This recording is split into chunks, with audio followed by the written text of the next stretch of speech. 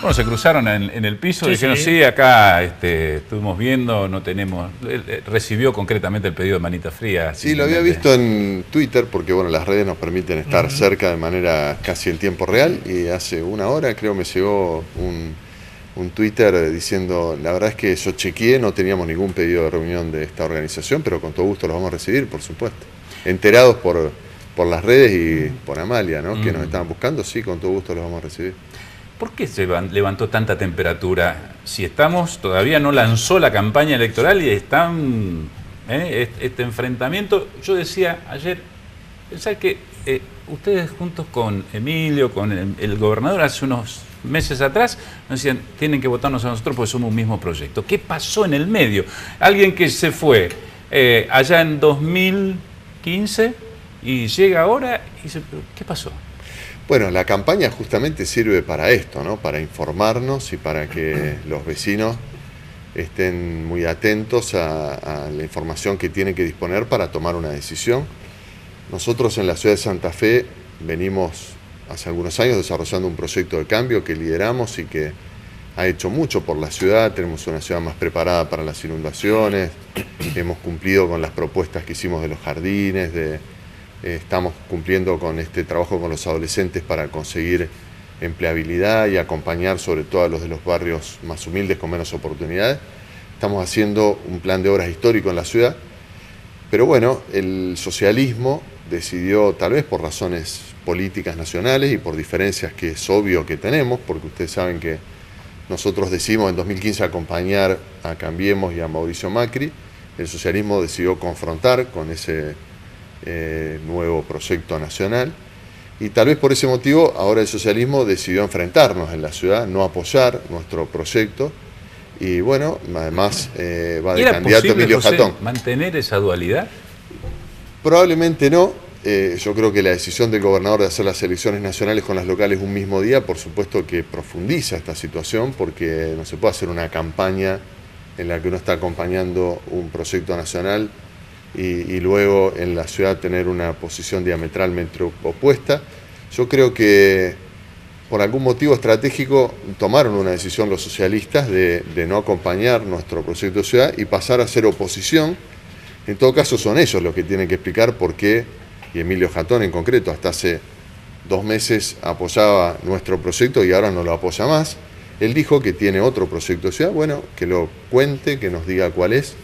Y así como Sebastián Piñata también se presenta y él también ha sido opositor en estos años, y Marcos Casteló, Carlos Felice, Luz Balbastro, bueno, hay otros proyectos de la oposición a la que ahora se suma Emilio Jatón. Bueno, con todo derecho él puede explicar cuáles son sus diferencias y cuál es su proyecto, ¿no? Está claro que todos tienen derechos y que quizás no debiera asustarnos tantos. Está dentro del marco del debate de la política. Ahora, cuando usted dice, intendente, ellos decidieron acompañarnos, ellos decidieron ser oposición, para la persona que está afuera dice no, es el radicalismo que se va en la ciudad, en la provincia, del Frente Progresista Cívico y Social. No, no es así. El radicalismo a nivel nacional tiene una decisión orgánica tomada de apoyar a Cambiemos.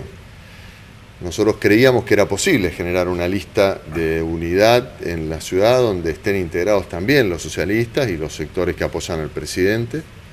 Esos entendieron que no, que preferían en la ciudad. Confrontar en la ciudad. Bueno, pero las elecciones son en la ciudad, ¿no? Ahora hay elecciones a nivel nacional y en la ciudad. A nivel nacional estaba claro que íbamos a estar en posiciones diferentes porque el socialismo claramente se ha identificado como opositor al gobierno de Macri. Ahí no hay duda. Sí.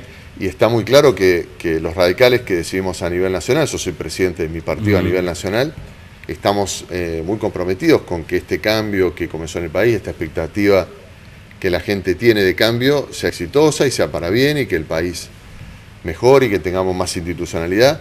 Creemos además que Santa Fe tiene una oportunidad histórica porque durante los años del kirchnerismo yo no tuve la oportunidad de tener ni siquiera 5 minutos con la presidenta, y Santa Fe es la capital de la segunda provincia del país. Y no solo con ella, sino con la gran mayoría de los ministros. Era excepcional la posibilidad de tener algún trabajo en conjunto con Nación. Ahora Santa Fe está en la agenda nacional, el presidente viene seguido, vienen los ministros, hay obras de todo tipo, de hábitat en el oeste, en el norte. Hay decisiones como traer Tecnópolis o traer el Estado en tu barrio o la propia presencia de los ministros. La semana que viene la ministra de Seguridad, que va a evaluar un programa que está en marcha, que es Barrios Seguros en Alto Verde. Fue la segunda ciudad del país, Santa Fe, después de Buenos Aires, que entró con este programa Barrios Seguros, la presencia de prefectura, que ha logrado bajar la violencia. Bueno, una serie de tareas conjuntas que Santa Fe tiene que aprovechar porque también nos merecemos estar en la agenda nacional, ¿no? Eso tiene que ver con que cuando la idea del gobierno nacional coincide con la del gobernador de turno, intendente de turno, te apoyo y si no, no. Mira, aspiramos a que tengamos un país en el que las cosas no sean así. Por eso celebramos que Macri, la primera decisión que tomó fue convocar a los 24 gobernadores, porque esta relación que tiene con nosotros, probablemente facilitada por la cercanía y por el compromiso que nosotros tenemos con que al presidente y a Cambiemos le vaya bien, pero me consta que también la tiene con Reconquista, con Rafaela, que fíjense son ciudades de otro signo político, sus intendentes. Sin embargo hay una relación fluida. Hoy mismo está la intendenta Fein con el ministro del Interior para ver las obras para Rosario, es otro signo político.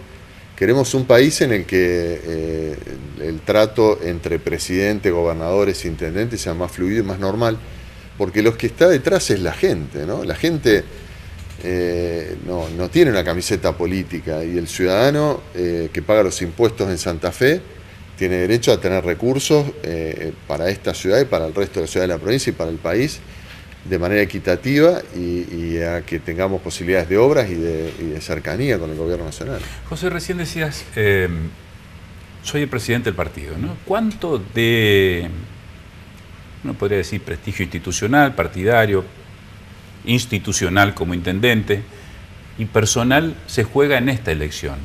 Y este año en que terminás como presidente del partido. Las luces se focalizan en la figura y en la performance de tu persona aquí en Santa Fe y en la provincia por todas estas connotaciones que tiene. ¿Te supone algún desafío adicional? Bueno, yo tengo mucho compromiso con que le vaya bien al país y que Cambiemos se consolide como un proyecto de cambio. Quiero que nuestra lista gane en la provincia. Honestamente. Vos te posicionás de otra manera. Si yo gano en Santa Fe, vas y le decía presidente, mira, aportamos. Es una lectura política que acepto. De todas maneras, mi preocupación es que Cambiemos cuente con el apoyo necesario de diputados y por lo tanto en la provincia de Santa Fe que gane la lista que encabeza Niki Cantar, que acompaña a La Espina, Lucila Lemas y Cela Escalia. Es una lista que integran todos los sectores de Cambiemos y por supuesto que haremos todo lo posible para que le vaya bien. Creo que en la ciudad también siento que mi gestión está puesta a consideración. Siempre lo digo, cada vez que hay elección la gente nos evalúa y la herramienta para evaluarnos que tiene es el voto y lo aceptamos con toda naturalidad. Nuestro candidato además es el secretario general, es mi mano derecha, el que coordina todas las tareas del gabinete, con quien además nos conocemos hace 30 años, estudiamos varias materias de derecho juntos, incluso tomando mate de noche, porque durante el día militábamos mucho y ya en aquel momento teníamos preocupaciones por las cosas de todos, ¿no? Por el centro de estudiantes y organizar actividades de cultura. Encontramos una foto de la primera Bienal de Arte Joven que organizamos juntos allá en el 94, así que han pasado más de 20 y pico de años. Con Carlos tenemos mucha coincidencia respecto a lo que necesita la ciudad y él además algunas cosas de la ciudad las conoce con más detalle que yo, porque su tarea de coordinar el gabinete y bueno, tiene mucha experiencia de todos estos años de gestión y yo siento que tenemos que rendir ese examen, que la ciudadanía nos va a evaluar y si creen que la ciudad va por buen camino van a votar la lista nuestra y si no van a elegir alguna de las opciones. Y le preguntábamos si en esto de la gente que vota muchas veces a la persona, si él lograba hacer identificar a Carlos Pereira con el equipo de Corral, ¿no? Claro. Que me parece que ese es el desafío. Mira, yo creo que estamos todos entendiendo que los equipos son muy importantes. Por supuesto que las personas también, y tenemos que hacernos responsables de las propuestas que hacemos, de cumplir con la palabra, de cumplir con nuestros mandatos. Ustedes saben que yo fui muy crítico a esta idea de Emilio Jatón de dejar por la mitad su mandato de senador y presentarse a concejal. A mí mismo, ustedes saben que muchos querían que fuera candidato a diputado nacional, el propio presidente evaluó la posibilidad y dijo públicamente que qué bueno sería. Y yo siento que lo más importante que tenemos es nuestra palabra y por lo tanto hay que cumplir. Y cuando asumimos una tarea, firmamos un contrato con la ciudadanía y ese contrato hay que cumplirlo hasta el último día. Yo por eso voy a concluir mi mandato de intendente. Pero de todas maneras, aunque las personas somos importantes, también los equipos. Y yo creo que en la ciudad está gobernando un equipo que tiene mucho más para dar y que merece seguir apostando, digamos. Pero bueno, la ciudadanía tiene también algunas de las opciones de la oposición para elegir. Decía que con Pereira se conoce hace muchos años, Franja Morada, la Facultad de Derecho, coordinadora, sí, claro, sí. Con otros radicales también tuvo ese trayecto y hoy no están con usted. Muchos sí. Bueno, Nicky Cantar, no, por ejemplo, también un poco más grande que nosotros, compartimos ese periodo de militancia. Muchos nos acompañan, ¿no? Están en el equipo o en otras funciones, muchos están en otras actividades y también comparten nuestro proyecto de ciudad. Hay otros que no, que eligieron otro camino, hay quienes, por ejemplo, eligieron esta opción del socialismo, pero bueno, todos tienen derecho a hacerlo. Nosotros estamos convencidos de que este proyecto de ciudad, que ya ha dado mucho, porque recordemos cómo estaba la ciudad frente a las inundaciones, por ejemplo, en el 2007 o en el 2003, y cómo está ahora. El año pasado tuvimos un fenómeno de Niño, tuvimos Paraná, Río Alto, Salado, valores extraordinarios, lluvias, todo simultáneamente. La ciudad tuvo problemas, pero hoy, yo lo decía en la inauguración de en el aniversario de la Escuela Burruat en Santa Rosa de Lima, hace 6 años que no hay una sola familia evacuada del oeste de la ciudad. Y no es que no hubo lluvia, que tuvimos lluvia hasta de 400 milímetros, no es que no hubo ríos altos, sino que la ciudad está mejor preparada. No hay que cantar victoria en este tema porque problemas vamos a tener, pero bueno, los problemas son cada vez menos, afectan a menos gente, la ciudad sufre menos, y la Escuela de Santa Rosa de Lima decidió cambiar su mural, y permítame el detalle porque vale la pena. Un mural que reflejaba la expresión del dolor de las inundaciones, y tenía cruces, y tenía solo blanco y negro. Ahora es un mural de colores que los chicos eligieron pintar cosas de la imaginación, que tiene que ver con el futuro. Bueno, eso es lo que creo que hemos logrado este tiempo, pero hay que seguir trabajando en esta dirección. En más de una oportunidad dijo, yo quiero que Cambiemos le vaya bien, yo apuesto a este proyecto. Sí, claro. Y en más de una oportunidad usted dijo que uno de los tantos errores de la administración anterior fue no tener autocrítica. Si yo le pido una autocrítica en este más de año y medio de Cambiemos. Bueno, muchas. Primero, evidentemente hubo decisiones que hubo que corregir y por lo tanto eran decisiones equivocadas. Algunos ejemplos son muy claros, este tema de las pensiones, por ejemplo, de no haber profundizado el análisis exhaustivo de cada situación antes de tomar alguna decisión, que en buena hora corrigió el presidente, pero evidentemente fue un error. Este pequeño ajuste a las jubilaciones cuando en el mismo año el gobierno había decidido gastar 1% del Producto Bruto Interno Nacional para la reparación histórica de los jubilados, que es una medida extraordinaria. Yo los otros días la ayudé a mi madre, que tiene la jubilación mínima y un poquito más, a hacer ese trámite en la página, que recomiendo a todos los jubilados que lo hagan porque hay muchos que probablemente se lo están perdiendo. Es aceptar la propuesta, significó un incremento de 25% de sus saberes, además del incremento. Me decía, pero qué poco. Le digo, mamá, pero es el 25%, es casi un cuarto, es bastante. Bueno, eso, si uno suma a todos los jubilados, más los que estaban en juicio que se les han pagado, el esfuerzo del Estado fue enorme a nivel nacional. Y sin embargo, por un mal cálculo de los técnicos, estaban por ahorrarse unos pesitos, dando una señal equivocada, que era que el gobierno quería no darle a los jubilados como realmente lo hizo, con un esfuerzo fiscal enorme, como dijo, sino sacarlo. Me van a correr por 100 pesos, como dijo Mario Quintana. Exactamente. Bueno, sí, a lo mejor eran 2 pesos, pero creo que lo que se calculó mal es el mensaje que se le estaba dando a la sociedad. Este gobierno cometió muchos errores, y yo lo digo de manera gráfica, ha metido mucho la pata, pero caminando en el rumbo correcto, y por hacer bien las cosas, bien intencionadamente, y cuando hubo que corregir, corrigió. Y además los problemas ahora están arriba de la mesa, nadie esconde. Hay que recordar que en el país tuvimos hasta un apagón estadístico. La presidenta o los ministros podían decir cualquier cosa respecto de la pobreza porque simplemente no se medía, o no medíamos la inflación, o no medíamos estas cosas tan elementales para las políticas públicas como son los datos de la economía, ¿no? Mucho se está pendiente de lo que pueda pasar el día después de las elecciones. Se habla de ajuste, el presidente ha dicho, y apelo a tu trayectoria, a la militancia, ¿está bien que se eliminen las PASO porque cuestan mucho? Mirá, sobre todo el radicalismo que sufrió la ley de Lema, ¿no? Claro, bueno, los santafesinos tenemos en ese sentido un aporte para hacerle al país, que es contar los impactos de todos los sistemas electorales, porque aquí las pasamos todas. Sí.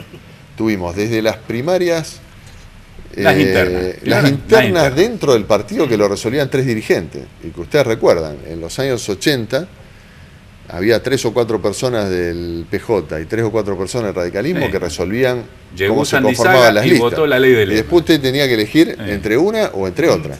De ahí pasamos al otro extremo, la dispersión y fragmentación absoluta de la ley de Lema, donde además los votos de uno terminaban sumándose a otro. Y luego creo que con las PASO se encontró un punto de equilibrio interesante, porque son los partidos los que deciden las candidaturas, pero como son abiertas hay que mirar a la sociedad para ver qué es lo que está diciendo. Así que nosotros vamos a conversar este tema en el Parlamento. El radicalismo tiene su representación parlamentaria. Creemos que hay que cuidar la herramienta de las PASO. Por supuesto que también nos preocupa no gastar de más.